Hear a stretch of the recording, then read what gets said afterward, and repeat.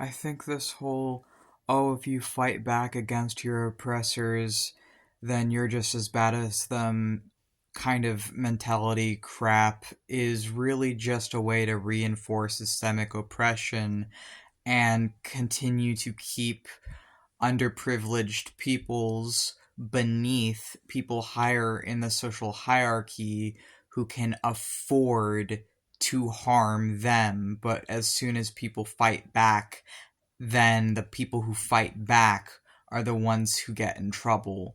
And fighting back against the systemic oppression that is dictating and ruling so many of our lives can look like many different things. I don't think the average person can afford to be bailed out of prison or is willing to take the risks that the man who ended the billionaire CEO of the healthcare corporations. I don't think the average American is willing to make the kind of risk that that man made for the American people and fight back against this totalitarian oligarchy. But there's other ways that the average person can fight back.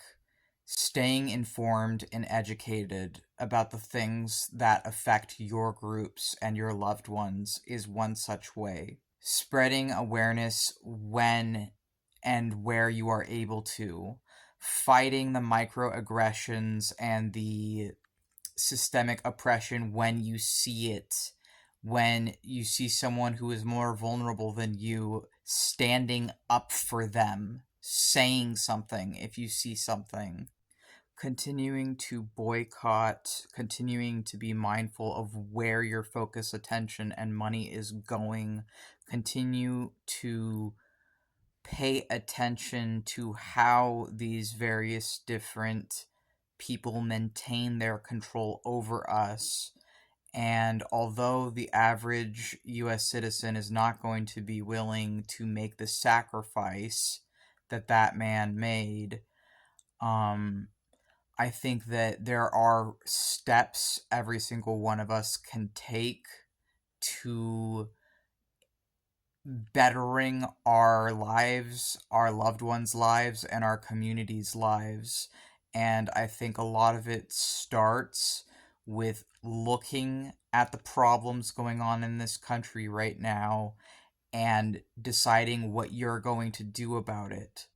And you may feel nihilistic and like there's nothing you can do about it, but that's not true. That's exactly what they want you to believe. That's exactly how they want you to feel, is hopeless and afraid and like, oh, what's the point? But if every single person starts to realize that something is wrong and they change the way that they go about their life, if more people choose empathy and humanity over progress and convenience, then mass changes have been and will continue to happen because it happens in quantity. And if you get enough people to see something, that is very powerful. And what that man did was a very powerful message. And it's a very powerful message, not just to the ruling class and the rich, that, eat the rich means the ending them.